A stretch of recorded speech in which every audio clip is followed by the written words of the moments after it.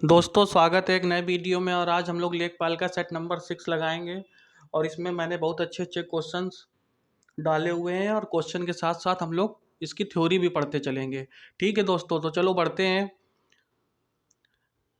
Question की तरफ और देखते हैं पहला क्वेश्चन क्या कह रहा है।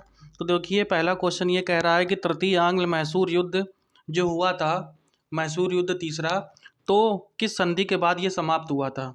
तो चार ऑप्शन दिए गए हैं। पहला ऑप्शन है बेंगलोर, दूसरा ऑप्शन है श्रीरंगपट्टम की संधि के द्वारा, तीसरा ऑप्शन दिया गया आपको मद्रास की संधि के द्वारा और चौथा ऑप्शन दिया गया है आपको सूरत की संधि के द्वारा। तो देखो सबसे पहले मैसूर राज्य समझना। और मैसूर राज्य जब समझ में आ जाएगा तो उसके बाद में मैसूर राज्य और आंग्ल जो अंग्रेजों के बीच में बराबर युद्ध क्यों हो रहे थे उसका हमको कारण समझ में आएगा। पहले एक उदाहरण लो, ठीक है। तो उदाहरण से पहले समझना, जो कोई भी मैं उदाहरण देता हूँ तो इसको रियल लाइफ से जोड़ना मत, ठीक है। ये केवल समझाने के लिए मैं बता रहा हूँ आपको। तो देखो जैसे कि ये मान लो एक पार्क है, ठीक है, और ये घर बने हुए हैं इस पार्क के चारों ओर, ठीक है। तो ये देखो पार्क है, समझाने के लिए बता रहा हूँ और इसको समझिएगा अच्छे से तो आपको पूरा मैसूर राज्य की पूरी कहानी समझ में आ जाएगी, ठीक है। तो देखो सबसे पहले मान लो ये ए है, यहाँ पे ए आदमी रहता है, यहाँ बी रहता है, यहाँ सी रहता है, यहाँ डी रहता है, यहाँ ई रहता है, यहाँ एफ रहता है, ठीक है। तो मान लीजिए ये इस पार्क के किनारे सोसाइटी में 6 घर बने हुए हैं।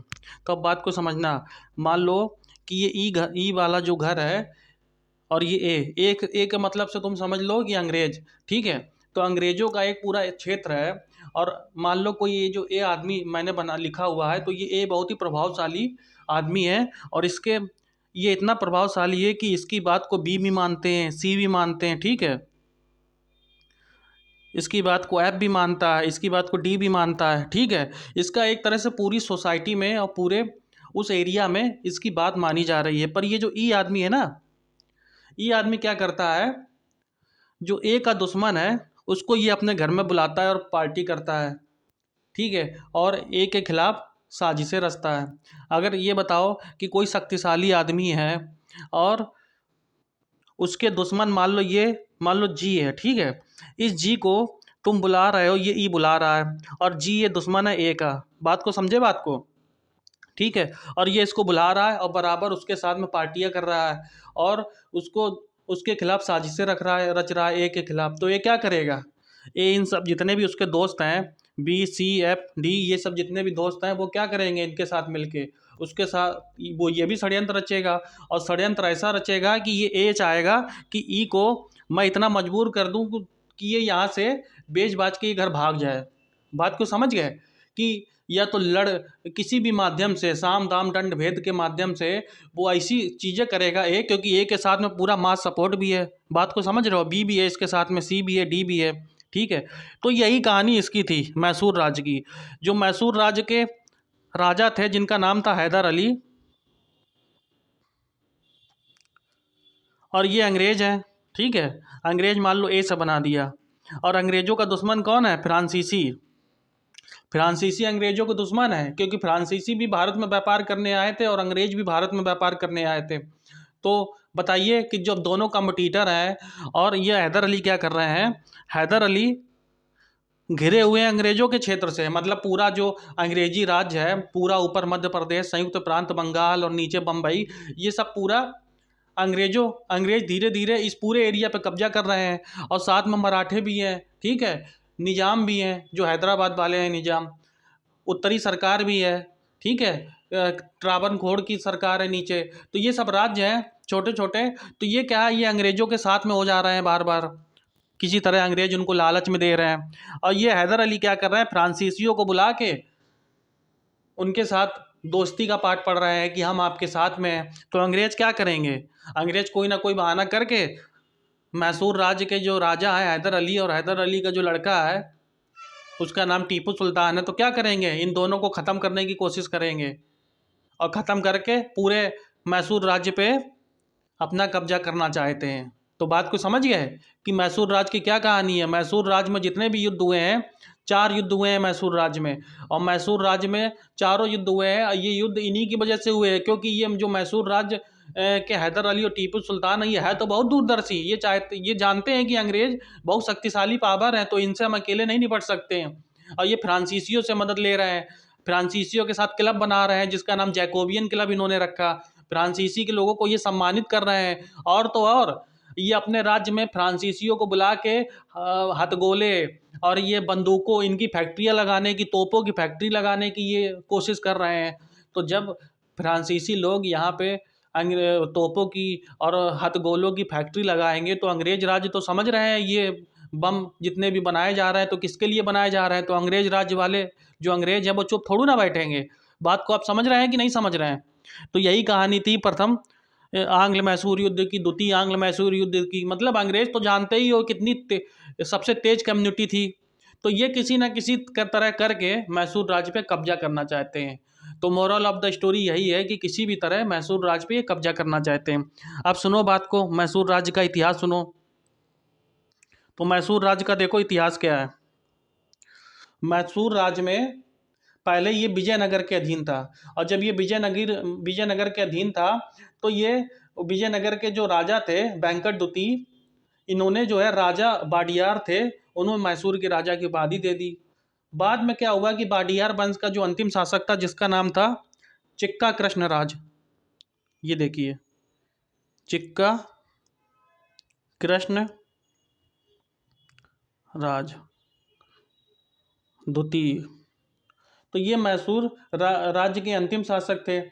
तो इनके शासन में क्या हुआ कि राज्य की वास्तविक जो सत्ता थी, इनके जो सेनापति, एक तरह से कहो कि जो एक तरह से जो राजा का जो नीचे होता था ना, तो उसमें उसमें दो लोग थे, एक का नाम था देवराज और दूसरे का नाम था नंदराज।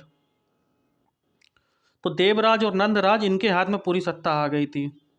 बाद में क्या हुआ, हैदर अली जो था, हैदर अली एक सैनिक अधिकारी के रूप में इसने अपने जीवन की शुरुआत की थी, और हैदर अली ने ही नंदराज को पराजित करके मैसूर राज्य की अपनी स्थापना कर ली।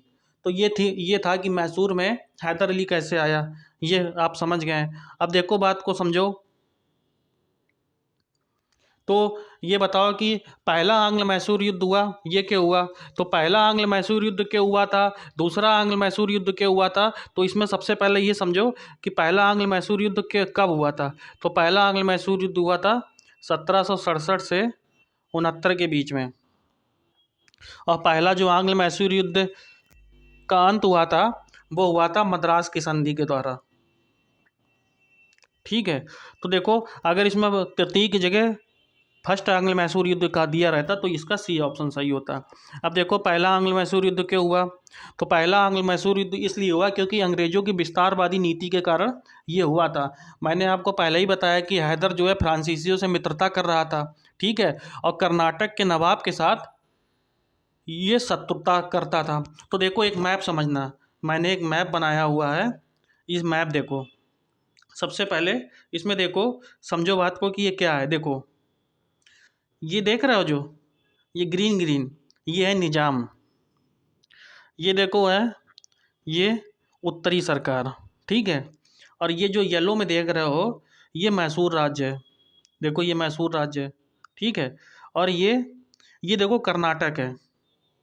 ये जो देख रहे हो कर्नाटक, ये पहले वाला ये था, अभी वाला कर्नाटक नहीं, पहले वाला ये था। अब उसके बाद देखो ये देखो ये त्रावणकोर था, तो ये हो गया त्रावणकोर, ठीक है। अब देखो ऊपर देखते हैं, ऊपर ये देखो मराठों का राज्य है, ये लाइट येलो में जो देख रहे हो ये मराठों का राज्य है। अब देखो, अब ये अगर देखो, अगर आपसे पूछा जाए कि जो मैसूर था किससे किससे घिरा हुआ था, देखो ये मराठों से घिरा हुआ है, निजाम से घिरा हुआ है, उत्तरी सरकार से घिरा हुआ है, ठीक है, और देखो कर्नाटक से घिरा हुआ, त्रावणकोर से घिरा हुआ। तो मैसूर राज्य चारों तरफ से घिरे हुए हो तुम। ये सब अंग्रेज के दोस्त हैं, मराठों को भी लालच में दे के अंग्रेज अपनी तरफ मिला लेते हैं, है ना, और निजामों को भी लालच दे के अपनी तरफ मिला लेते हैं। तो तुम जब घिरे हो तो फ्रांसीसियों से मदद ले रहे हो तो उसके रिजल्ट के बारे में भी पहले सोचना पड़ेगा आपको। तो बात को समझ गए? तो देखो इस तरह से पहला आंग्ल मैसूर युद्ध, अब ये जब मैं हिस्ट्री बताऊंगा क्योंकि वीडियो फिर बहुत लंबा हो जाएगा तब मैं बताऊंगा, तो बस अभी इतना समझ लो कि पहला आंग्ल मैसूर युद्ध हुआ 67 से 69 के बीच में, और ये ख़त्म हुआ था मद्रास की संधि के द्वारा। दूसरा आंग्ल मैसूर युद्ध हुआ था 1780 से 84 के बीच में, और ये ख़त्म हुआ था मैंगलोर की संधि के द्वारा। मैंगलोर। और तीसरा जो आंग्ल मैसूर युद्ध हुआ था, ये हुआ था 1790 से 92, और ये ख़त्म हुआ था श्रीरंगपट्टम की संधि के द्वारा। ठीक है। और चतुर्थ आंग्ल मैसूर युद्ध हुआ था, ये हुआ था 1799 में। इसमें तो टीपू लड़ते हुए मारा गया था। टीपू ने ये कहा था कि भेड़ की तरह लंबी जिंदगी जीने से अच्छा है कि शेर की तरह एक दिन होकर जिया जाए। मतलब शेर की तरह एक दिन जियो, पर भेड़ की तरह लंबी जिंदगी मत जियो, ये टीपू कहता था। और क्या टीपू कहता है? टीपू कहता है कि मैं अंग्रेजों को स्थल से समाप्त कर सकता हूँ, लेकिन समुद्र को सुखा नहीं सकता, क्योंकि अंग्रेजों की जो नेवी थी वो भी बहुत पावरफुल थी। ठीक है। तो इस तरह से एक थॉमस मुनरो थे, तो थॉमस मुनरो ने टीपू को कहा है अशांत आत्मा। तो ये सब जो स्टेटमेंट है ये सब भी पेपर में आते हैं, तो इसको भी आप याद रखिएगा। तो चतुर्थ युद्ध 1799 में हुआ, इसमें तो टीपू मारे ही जाते हैं। तो फर्स्ट का ऑप्शन क्या हो गया? बी, श्रीरंगपट्टम की संधि के द्वारा आंग्ल मैसूर युद्ध खत्म हो गया।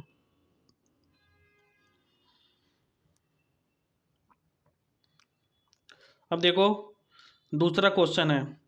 दूसरा क्वेश्चन ये कह रहा है कि कौन सा पेयर्ड नहीं है, मतलब which of the option is not paired. ठीक है। तो कह रहा है पुनः जजिया कर। पुनः जजिया जो कर है ये फारुखसियर ने लगाया था। तो ये कह रहा है कि ये पेयर्ड है या नहीं, या तो गलत पेयर्ड है। ठीक है। दूसरा है मछलीपट्टनम पर अधिकार, तो फोर्ड ने किया। सती प्रथा का निषेध विलियम बेंटिक, और दास्ता का अंत मैल्कम। तो देखो इसमें कौन सा सुमेलिखित नहीं है? इसमें ये डी सुमेलिखित नहीं है। तो दास्ता का जो अंत है वो किसने किया था? लॉर्ड एलन बरो ने। ये देखो लिख दे रहे हैं, लॉर्ड एलन बरो ने किया था। और देखो किस एक्ट के द्वारा किया था? तो देखो एक्ट 5 के द्वारा किया था। इतना समझ गए? अब देखो तो इसका आंसर तो हो गया ये डी। मैल्कम कौन था? तो मैल्कम देखो एक अमेरिका का पादरी था। अब वो 1830 में इंडिया आया, और उसने ये कहा कि दक्षिण भारत में गुलाम दास्ता का जीवन होता है। तो ये कहा था इसने, दास्ता के बारे में लिखा था दक्षिण भारत में, कि उस समय ये प्रथा प्रचलित थी। और ये कब आया था? 1830 में। ये कौन था? मैल्कम, अमेरिका का एक पादरी था।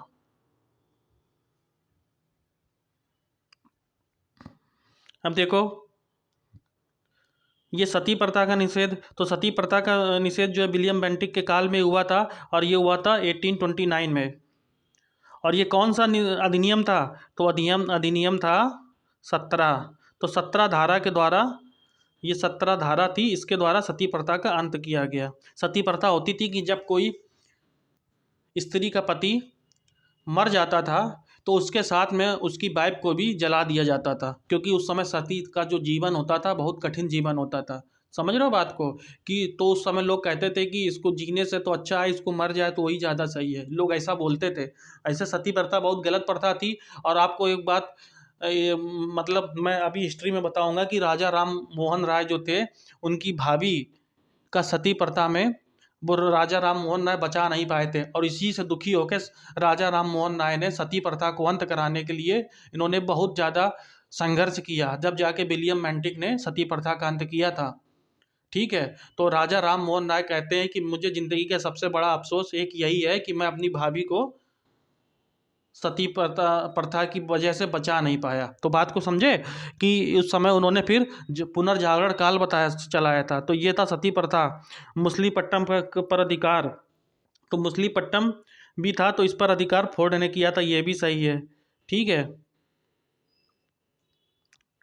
ये तीसरा कर्नाटक जो युद्ध हुआ था 1756 से 63 के बीच में, उसमें 1759 में मछलीपट्टनम पर अधिकार किया था। और ये जजिया कर की समाप्ति की थी। जजिया कर की समाप्ति नहीं, जजिया कर दोबारा से लगाया था फारुखसियर ने। ठीक है। पहले जो जजिया कर चल रहा था उसको जहांगीर शाह ने जहांदार शाह ने जो है ख़त्म कर दिया था, पर इसको फिर से फार्रुखसियर ने लगा दिया था। तो इसका ऑप्शन हो गया डी। चलो अब अगला क्वेश्चन देखते हैं।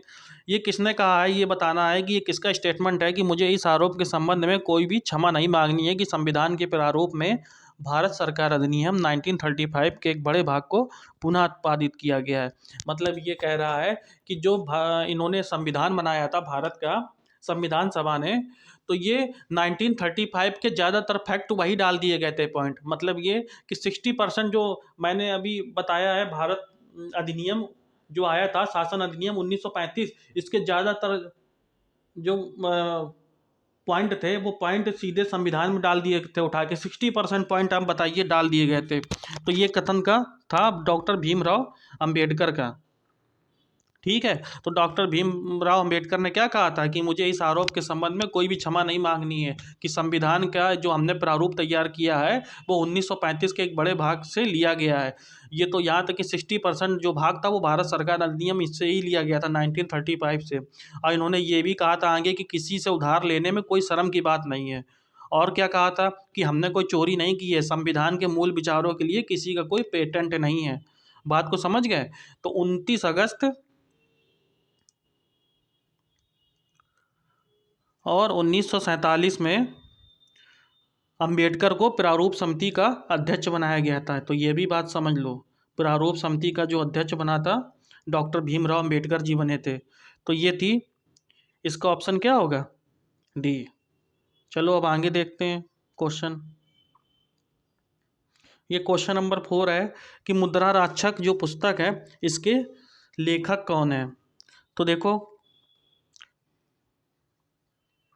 मुद्रा राक्षक जो पुस्तक है इसके लेखक हैं विशाख दत्त। ठीक है, तो ये गुप्त काल में लिखी गई पुस्तक है। और पाणिनि पाणिनि की जो पुस्तक है उसका नाम है अष्टाध्यायी।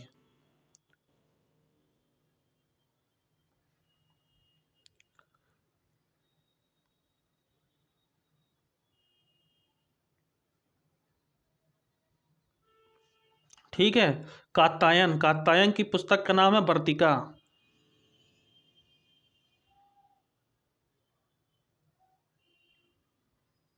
भास की पुस्तक का क्या नाम है? स्वप्न बास दत्ता, ये है भास की किताब का नाम। और विशाख दत्त की किताब का नाम क्या है? मुद्रा राक्षस। ठीक है, तो इसका आंसर हो गया सी।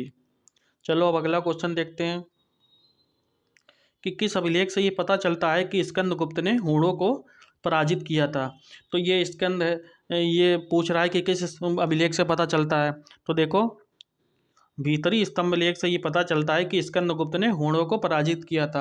हूण कौन है? एक हूण जो है बहुत हिंसक जनजाति होती है, ये चीन से आई थी सबसे पहले। ठीक है, तो चीन से ये भारत पर आई थी आक्रमण करने, और इसको स्कंदगुप्त ने हूणों को पराजित किया था। ये हमें भीतरी स्तंभ लेख से पता चलता है। और भीतरी स्तंभ लेख कहाँ पर है? तो देखो, यूपी में एक जगह है जिसका नाम है गाजीपुर।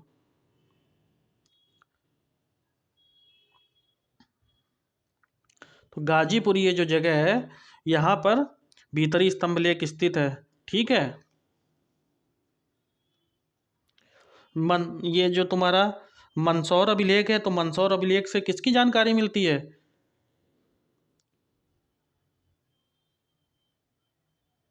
कुमार गुप्त की। ठीक है, और गुप्त वंश के पतन का भी एक महत्वपूर्ण कारण हूण आक्रमण ही था। तो ठीक है, बात को समझ गए?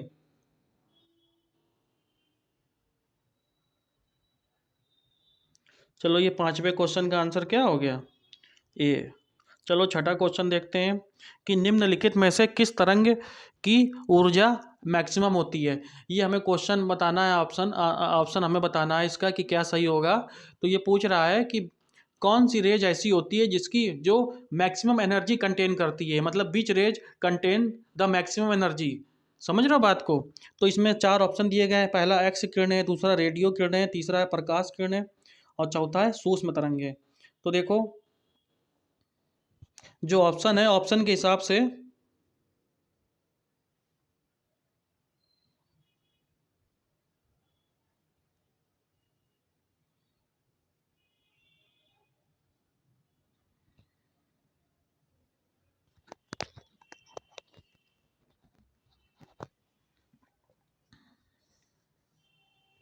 देखो ऑप्शन में जो दिया गया उसके हिसाब से एक्स किरणों की जो ऊर्जा होती है, एनर्जी मैक्सिमम होती है।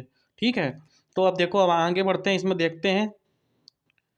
इसमें मैंने ये देखो, ये एक मैप बनाया हुआ है, एक चार्ट बना है, इसमें देखो क्या क्या चीज़ें हैं। अगर गामा रेज ऑप्शन में होता तो सबसे ज़्यादा एनर्जी गामा ही रेज की होती है। ठीक है, तो गामा रेज की सबसे ज़्यादा एनर्जी होती है, उसके बाद एक्स किरणों की होती है, पर ऑप्शन में गामा रेज नहीं है, इसलिए हमने एक्स किरणें माना है। तो देखो इसमें देखो, ये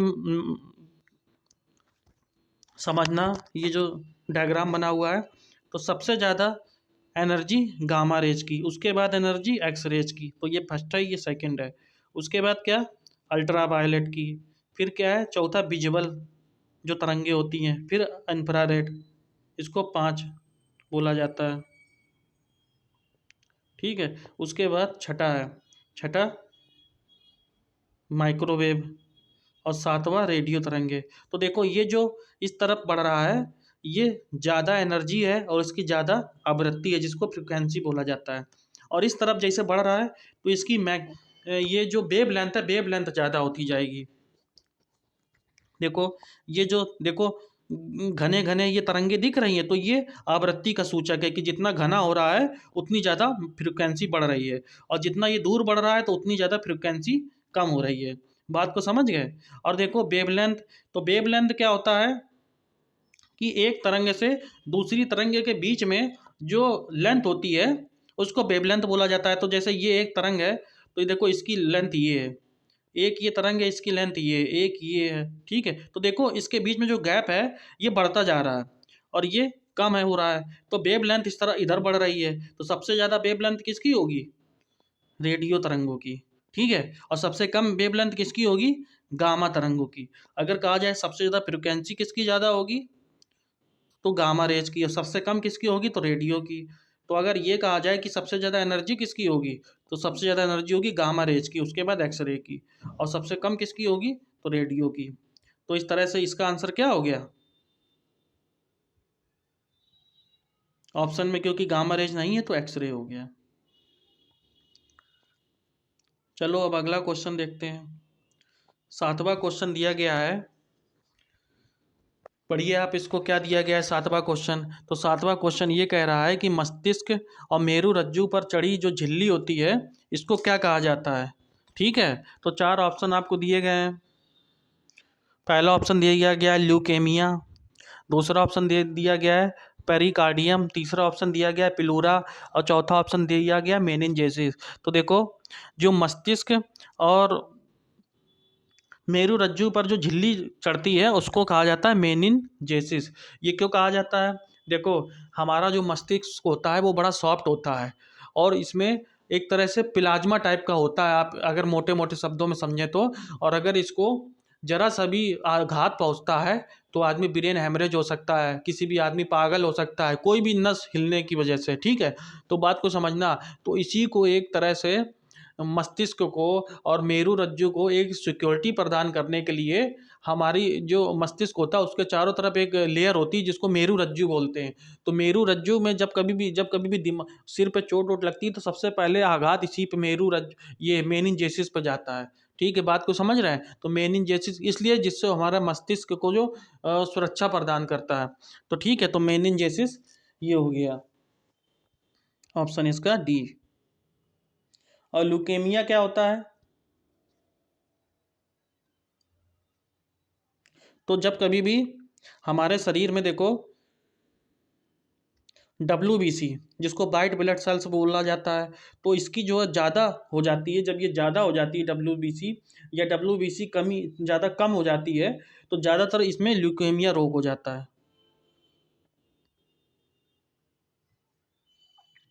ठीक है, बात को समझ रहे हो। तो चलो अब अगला क्वेश्चन देखते हैं। शरीर में अतिरिक्त ग्लूकोज ग्लाइकोजन में परिवर्तित होकर भंडारित होता है। 4 ऑप्शन आपको दिए गए हैं। पहला ऑप्शन है आमाशय, दूसरा ऑप्शन है यकृत, और तीसरा ऑप्शन है अग्नाशय, और चौथा ऑप्शन है पित्त। तो देखो इसका ऑप्शन सही है यकृत में। तो यकृत क्या है, हमारे शरीर की सबसे पहले तो एक पॉइंट सुनना कि यकृत हमारे शरीर की सबसे बड़ी ग्रंथि है, और शरीर में जितने भी विटामिन होते हैं, विटामिन A D E के, उनमें से यकृत में ही भंडारित होता है। बात को समझ रहे हो? और ग्लूकोज जब हमारे शरीर में ज़्यादा ग्लूकोज बन जाता है तो वो ग्लाइकोजन में परिवर्तित होकर यकृत और मांसपेशियों में भंडारित हो जाता है। तो इस तरह से इसका ऑप्शन हो गया यकृत।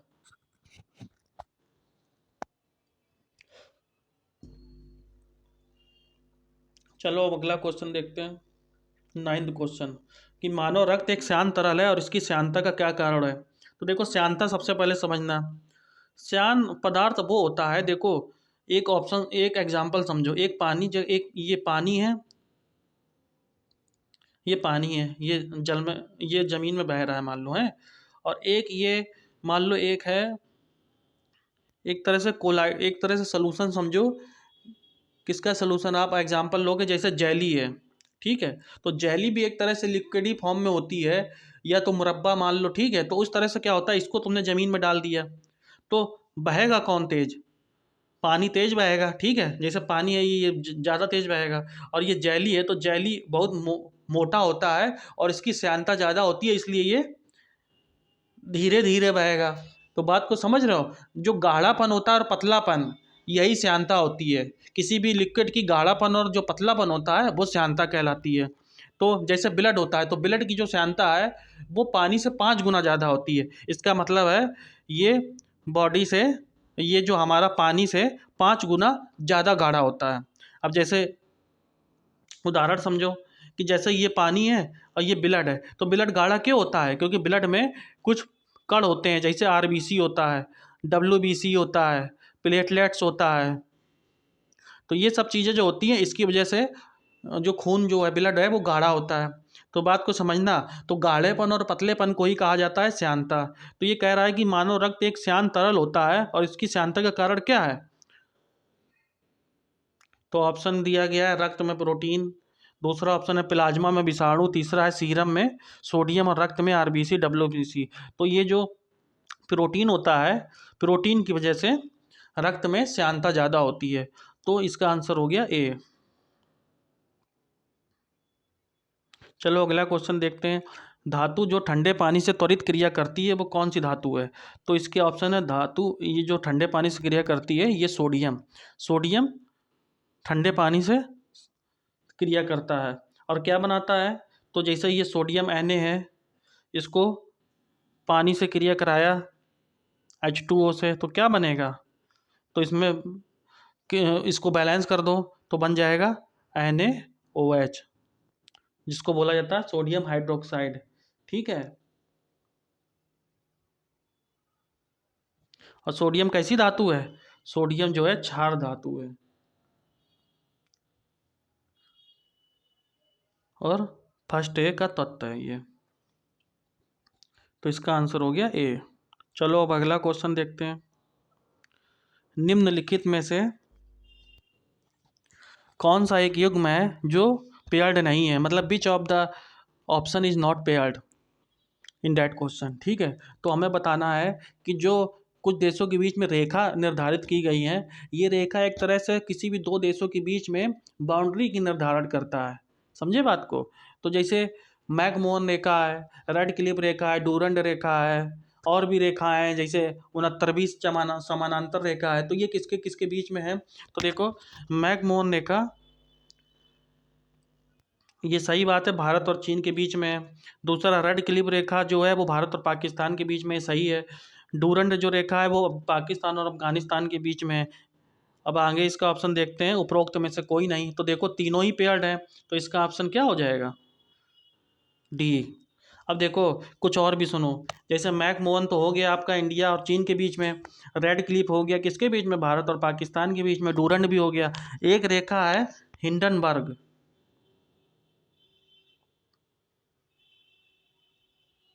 तो जो हिंडनबर्ग रेखा है वो जर्मनी और पोलैंड के बीच में है,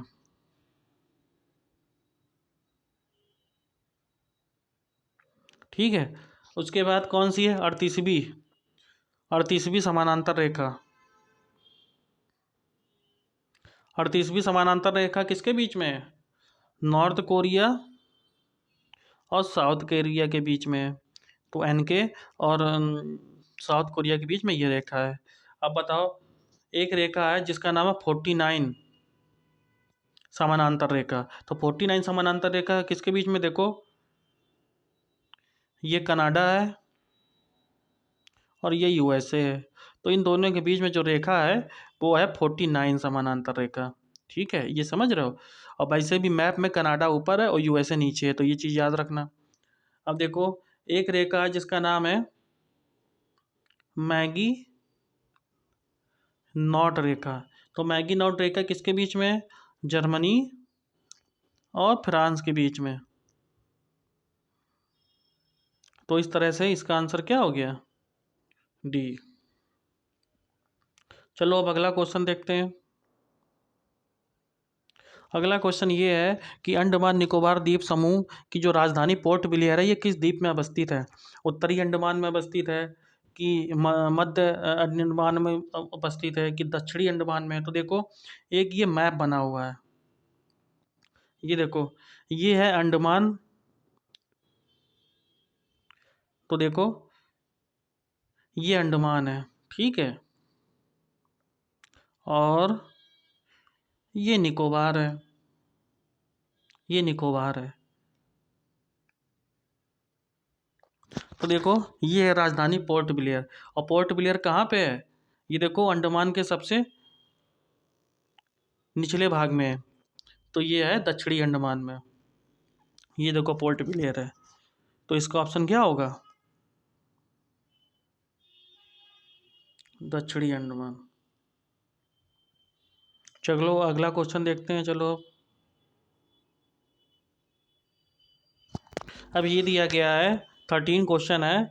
ये हमको बताना है कि which of the following paired is, which of the following option is not paired. तो हमको बताना है कि कौन सा पेयर्ड नहीं है। तो देखो चार दिए गए हैं। पहला दिया गया है कार्टेजेना प्रोटोकॉल, ये इन्वायरमेंट का क्वेश्चन है। कार्टेजेना जो प्रोटोकॉल है वो किससे रिलेटेड है, पहला दिया गया बायोसेफ्टी, दूसरा स्टॉकहोम सम्मेलन है तो अनवरत जैविक प्रदूषण, तीसरा है मॉन्ट्रियल प्रोटोकॉल, तो मॉन्ट्रियल मैं पहले भी इससे पहले बता चुका हूँ तो ये ओजोन परत से रिलेटेड है। और चौथा दिया गया है क्योटो प्रोटोकॉल। तो क्योटो प्रोटोकॉल किससे संबंधित है, ये जल संरक्षण दिया गया है, तो ये जल संरक्षण से नहीं सम्मिलित है। ठीक है, तो यही ऑप्शन सही होगा। तो ये पेयर्ड नहीं है। ये किससे सम्मिलित, ये क्योटो प्रोटोकॉल किससे संबंधित है, ये ग्रीन हाउस गैसों की सांद्रता को लेकर है। ग्रीन हाउस गैसें हैं उनकी सांद्रता को लेके ये रिलेटेड इससे है। चलो इसमें मैंने एक मैप भी बनाया हुआ है, तो मैप देखते हैं कौन कौन सा प्रोटोकॉल किससे संबंधित है। ये बहुत एग्जाम में आता है, तो ये चीज़ें आपको याद होनी चाहिए। मैं क्वेश्चन के साथ में इसीलिए इतना चीज़ें बता रहा हूँ कि आप कुछ चीज़ भूलो ना। बात को समझ गए।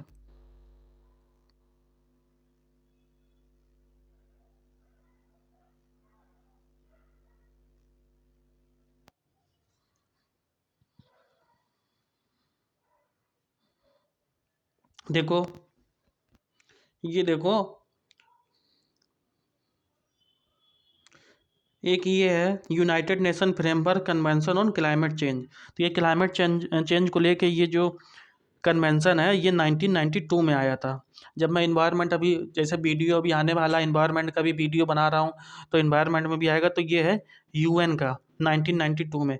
एक इसमें एक समझौता है जिसका नाम है Kyoto protocol to the United Nations framework convention on climate change. तो ये आया है 1997 में। क्योटो जो है जापान की सांस्कृतिक राजधानी है एक तरह से। ठीक है, और तीसरा है Vienna convention for the protection of ozone layer. तो ये आया 1985 में, और इसका है जो ऑर्गेनाइजेशन जो संबंधित है वो है यूएनईपी। यूएनईपी क्या है, यूनाइटेड नेशन इन्वायरमेंट प्रोग्राम। ठीक है, तो ये मॉन्ट्रियल भी है, ये भी depletion of the ozone layer से रिलेटेड है। अब देखो ये तो चार हो गए। उसके बाद में ये देखो बायोडाइवर्सिटी के से रिलेटेड कौन कौन से हैं। बायोडाइवर्सिटी एक तरह से वो होती है, मैंने आपको बताया था कि बायोडाइवर्सिटी का मतलब है किसी भी विविधता, विविधता जहाँ पे परिस्थितियाँ अनुकूल होगी वहाँ विविधता होती है, और जहाँ पे परिस्थितियाँ प्रतिकूल होने लगती हैं तो वहाँ विविधता कम होने लगती है। तो हर मतलब सरकार का और हर देश का ये होता है कि हमारे देश में विविधता ज़्यादा हो। तो देखो चीज़ें लुप्त भी होने लगती हैं, तो जब चीज़ें लुप्त होने लगती हैं तो उसके लिए कन्वेंशन भी ये आए हुए हैं। कन्वेंशन ऑन बायोलॉजिकल डाइवर्सिटी है, तो ये 1992 में आया हुआ है। तो इस तरह से मैं समय समय पर चीज़ें याद कराता जाऊँगा आपको। टेंशन नहीं लेना है। ये चीज़ देखो, चीज़ें एक चार, ये एग्रीमेंट और सुनो, ये याद रखना, ये बहुत एग्जाम में आता है। तो देखो, एक है Basel convention on the control of transboundary movement of hazardous waste their disposal. तो जितना भी खतरनाक रसायन आता है, जैसे खतरनाक रसायन जो होता है जो प्रकृति को नुकसान पहुंचाता है, जो जैसे जो खतरनाक गैसें होती हैं, तो वो जिसे कुछ गैसों की वजह से इंसानी जीवन में भी, जानवरों को भी तकलीफ होने लगती है, मर भी सकते हैं। तो उनके लिए ये, उनको कंट्रोल करने के लिए बेसल कन्वेंशन आया था 1989 में। और कौन लाया था? यूएनईपी। ठीक है। अब देखो, एक है रोटरडैम कन्वेंशन। तो रोटरडैम कन्वेंशन भी केमिकल हैजार्डियस सब्सटेंस के लिए आया था। ये आया था 1998 में। और इसको कौन लाया था? यूएनईपी लाया था। ठीक है। अब देखो, एक है Stockholm convention on persistent organic pollutant. तो ये कब आया था? ये 2001 में आया है। यूएनईपी ही इसको लाई थी। तो इस तरह से ये देखो, बेसल और ये रोटरडम और ये स्टॉकहोम, तो ये किससे रिलेटेड है? ये रिलेटेड है केमिकल हैजार्डियस सब्सटेंस को लेकर। बहुत सारे पेंट भी ऐसे होते हैं जिसमें खतरनाक, जैसे लेड है, आर्सेनिक है, सिलिकॉन है, ये सब मिलाया जाता है। तो इन सबको लेकर कि इनको कंट्रोल करने के लिए ये बनाया जाता है। ठीक है। चलो अब अगला क्वेश्चन देखते हैं। 14वां क्वेश्चन ये है कि बताओ कि कराधान का निपटान करने वाले वित्त विधेयक के संबंध में संसद के किस सदन में एक विधेयक पेश किया जाता है? तो ये कह रहा है वित्त विधेयक किस में पेश किया जाता है। तो देखो, चार ऑप्शन दिए गए हैं। तो इसका ऑप्शन होगा लोकसभा। लोकसभा में भी कोई भी मनी बिल या फाइनेंस बिल रखा जाता है। ठीक है, बात को समझना। अब जैसे अनुच्छेद आर्टिकल 117 है, तो आर्टिकल जो 117 है वो किससे रिलेटेड है? वित्त विधेयक से।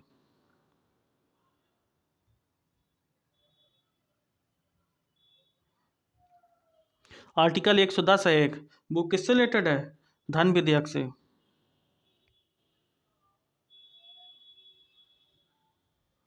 धन विधेयक को इंग्लिश में बोला जाता है मनी बिल। Money bill. ठीक है।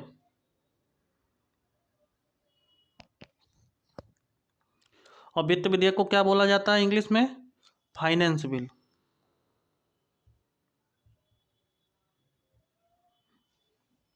तो ये बात को समझ गए। और देखो, धन विधेयक की परिभाषा आर्टिकल नंबर, मनी बिल की जो परिभाषा आर्टिकल नंबर 110 में दी गई है। और वित्त विधेयक जो फाइनेंस बिल है उसकी आर्टिकल 117 117 में दिया गया। ये चीज़ याद रखना। एक आर्टिकल है 109। तो 109 में क्या दिया गया है?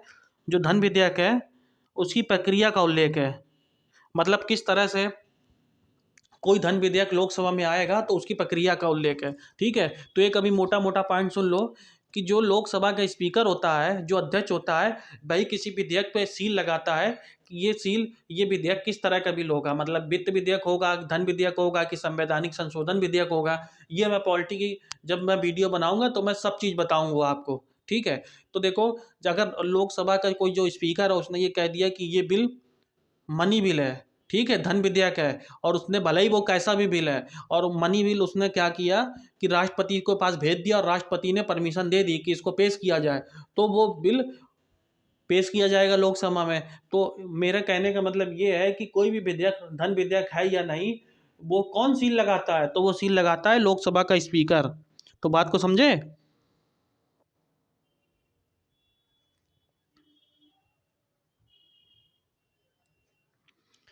ठीक है। तो लोकसभा स्पीकर ने इस तरह से ये करता है। समझ गए बात को। इस तरह से जो आधार बिल पेश हुआ था, तो आधार बिल एक तरह से धन विधेयक के रूप में ही संसद में पेश हुआ था और वो पास कराया गया था लोकसभा में। ठीक है। चलो अब अगला क्वेश्चन देखते हैं। क्वेश्चन नंबर 15 है। ये कह रहा है कि आर्टिकल नंबर 336 का संबंध किस समुदाय से है? चार ऑप्शन इज गिवन। पहला ऑप्शन है मुस्लिम समुदाय, दूसरा ऑप्शन है सिख समुदाय, तीसरा ऑप्शन है SC ST समुदाय, और चौथा ऑप्शन है एंग्लो इंडियन। तो देखो, इसका ऑप्शन होगा Anglo Indian. Article number 336 is related to Anglo Indian समुदाय, और संविधान लागू होने के बाद 10 वर्ष के बाद ये स्वतः ही समाप्त हो गया। तो ये बात समझ गए। तो इसका ऑप्शन हो गया डी। चलो अगला क्वेश्चन देखते हैं। क्वेश्चन नंबर देखो 15 दो बार रिपीट हो गया है, तो ये 15 ये एक अलग क्वेश्चन है पर नंबर सेम पड़ गया है, तो उसको इग्नोर करो, ठीक है। तो क्वेश्चन नंबर ये 16 है या 15 कुछ भी कह लो। तो क्वेश्चन ये है कि संविधान के किस अनुच्छेद के तहत नागरिकों को निजी घरों में भी राष्ट्रीय ध्वज फहराने का अधिकार दिया गया है, ठीक है। तो आर्टिकल दिया गया है, पहला आर्टिकल है 18(1), दूसरा आर्टिकल है 19(1), तीसरा आर्टिकल है 21 और चौथा आर्टिकल है 21(1), ठीक है। तो देखो इसका ऑप्शन सही है बी। 19(1) ये है, ये हमको अधिकार देता है कि हम अपने घर में राष्ट्रीय ध्वज लगा सकते हैं, पर हमारे राष्ट्रीय ध्वज का कोई भी अपमान नहीं होना चाहिए। मतलब समझो कोई फटा अटा जिसमें मान लो कोई हमारा देश का झंडा है और वो बीच से थोड़ा बहुत फट गया है, तो उसको हमें नहीं लगाना है, हमको बढ़िया झंडा लगाना है और उसमें हमारे मतलब ध्वज का कोई भी अपमान नहीं होना चाहिए। बात को समझे। तो एक बात आया था, तो वो उस बात का नाम है देखो नवीन जिंदल।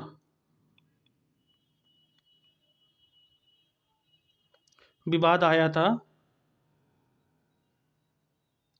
26 जनवरी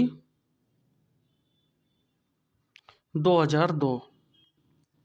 इस बात में के बाद हमें इसमें संशोधन में जो सरकार ने जो फ्लैग कोड बनाया था, फ्लैग कोड मतलब झंडा जो एक्ट बनाया था, उसमें संशोधन करके नागरिकों को भी जो राष्ट्रीय ध्वज है वो फहराने की अधिकार दे दिया, पर राष्ट्रीय ध्वज की प्रतिष्ठा और गरिमा पर कोई आँच नहीं आनी चाहिए, ये बात भी उसने कही थी, ठीक है। तो इसके बाद में 23 फरवरी 2004 को भी सुप्रीम कोर्ट ऑफ इंडिया ने ये कहा कि राष्ट्रीय ध्वज और तिरंगा फहराने का अधिकार हर भारतीय को है। तो इसका आंसर क्या हो गया? बी। चलो अब अगला क्वेश्चन देखते हैं। सर्वोच्च न्यायालय के किस निर्णय के पश्चात निजता का अधिकार किस अनुच्छेद के अंतर्गत आता है? मतलब निजता का अधिकार क्या होता है? तो देखो इसका ऑप्शन होगा आर्टिकल नंबर 21। आर्टिकल नंबर 21 क्या कहता है? ये कहता है प्राण, बे, दैहिक स्वतंत्रता।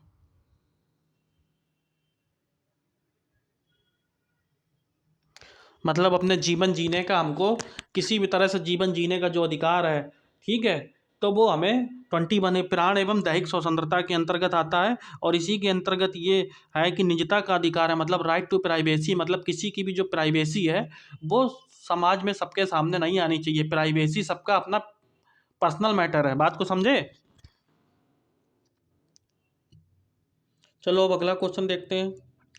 एक ये क्वेश्चन है जो ये कह रहा है कि पंबा सिंचाई परियोजना कहाँ पर है? केरल में, कर्नाटक में, कि तमिलनाडु में, कि आंध्र प्रदेश में? तो देखो पंबा सिंचाई जो परियोजना है ये है केरल में। ये किस नदी पे है? तो एक नदी है जिसका नाम है पंबा नदी। तो पंबा नदी पे ही पंबा सिंचाई परियोजना है और ये केरल में है, ठीक है। तो देखो एक दो और परियोजनाओं के नाम सुनो। जैसे एक परियोजना है हिडकल। हिडकल परियोजना किस पे है? कर्नाटक में। और किस नदी पे है? तो ये नदी है घाट प्रवाह। दूसरा पनामा परियोजना। पनामा परियोजना है गुजरात में और ये किस नदी पे है? पनामा नदी पे। तीसरा सुनो, एक परियोजना है बारगी। बारगी परियोजना कहाँ पर है? एमपी में। और ये किस नदी पे है? बारगी। चलो अगला देखते हैं। एक परियोजना है हंसदेव। हंसदेव परियोजना कहाँ पे है? छत्तीसगढ़ में।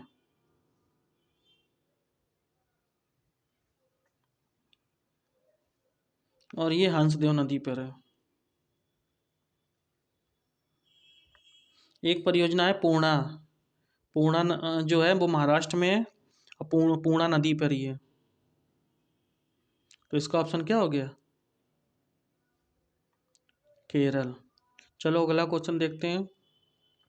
अगला क्वेश्चन है 18वां कि छपेली किस राज्य का प्रसिद्ध लोक नृत्य है? चार ऑप्शन दिए गए हैं आपको, उत्तराखंड, हिमाचल प्रदेश, पंजाब और असम। देखो इसके दो है, इसके क्वेश्चन के जो ऑप्शन है वो दो ऑप्शन सही होते हैं, तो इसमें थोड़ा ध्यान रखना। कुछ कुछ क्वेश्चन हमको ऑप्शन के हिसाब से भी करने होंगे, पर इसमें तो मान लो दोनों ऑप्शन दिए गए हैं तो इसको समझना बात को। तो वैसे देखो छपेली जो नृत्य है वो दो स्टेट का नृत्य है, एक हिमाचल प्रदेश का भी नृत्य है और एक उत्तराखंड का भी नृत्य है। तो छपेली में क्या होता है कि जो प्रेमी होता है वो अपनी प्रेमिका को इम्प्रेस करने के लिए एक हाथ में रुमाल और मिरर, जिसको दर्पण बोलते हैं, वो लेकर नृत्य करता है। ठीक है, तो जब ये लेकर नृत्य करता है और प्रेमिका को इम्प्रेस करने के लिए, तो होता क्या है कि ये उत्तराखंड में भी होता है और छपेली तुम्हारा हिमाचल प्रदेश में भी होता है। तो जब ऑप्शन में उत्तराखंड नहीं होगा तो इसका ऑप्शन होगा सही हिमाचल प्रदेश। ठीक है, और जब ऑप्शन में उत्तराखंड भी दिया गया है तो इसका ऑप्शन हो जाएगा उत्तराखंड। इन दोनों में मतलब एक ही ऑप्शन दिया होगा ऑप्शन में, इसमें तो दोनों हो गए तो दोनों सही हो गए। ठीक है, चलो अब अगला क्वेश्चन देखते हैं। ये देखो छपेली नृत्य है। चलो 19 क्वेश्चन है। 19 क्वेश्चन क्या कह रहा है कि महासागरों से जो शुद्ध जल किस विधि से प्राप्त किया जाता है। तो पहला है फिल्टरन, दूसरा है आसवन, तीसरा है बाष्पीकरण और चौथा है प्रभाजी आसवन। तो महासागर देखो, महासागर का जो जल होता है वो खारा जल होता है जिसमें साल्ट की मात्रा बहुत ज़्यादा रहती है। तो इसको क्या किया जाता है कि जब द्रव को गर्म किया जाता है पानी को, और जब ये गर्म होता है तो ये वाष्प में परिवर्तन होने लगता है और उसके बाद में इसमें बर्तन लगा दिया जाता है। बर्तन रख कर ये एक में वाष्प की जब बूंदें इकट्ठा हो जाती हैं तो वो शुद्ध जल हो जाता है और नमक जो है वो नीचे बैठ जाता है, तो इसको बोलते हैं आसवन। तो जो समुद्र का जल है वो आसवन की विधि के द्वारा प्राप्त किया जाता है। ठीक है, अब देखो 20 नंबर क्वेश्चन है कि दिए गए किस राज्य में स्वर्ण अयस्क का सबसे बड़ा भंडार है। तो देखो इसका आंसर होगा बिहार। बिहार राज्य में सबसे बड़ा सोने का भंडार है और ये इस तरह से इसका ऑप्शन हो गया ए। तो देखो ये 20 क्वेश्चन थे और बहुत अच्छे अच्छे क्वेश्चंस की प्रैक्टिस के साथ साथ उसकी पूरी क्वेश्चन का जो पूरा एक तरह से A to Z समरी है वो मैं आपको बता रहा हूँ। और इसको GS क्वेश्चन चैनल को अच्छे से अच्छे सब्सक्राइब करो और लाइक करो और इसको शेयर करो। ठीक है दोस्तों, तो अगले वीडियो में मिलेंगे लेखपाल नंबर सेट नंबर 7 में। तो ठीक है दोस्तों, नमस्कार, मिलते हैं फिर।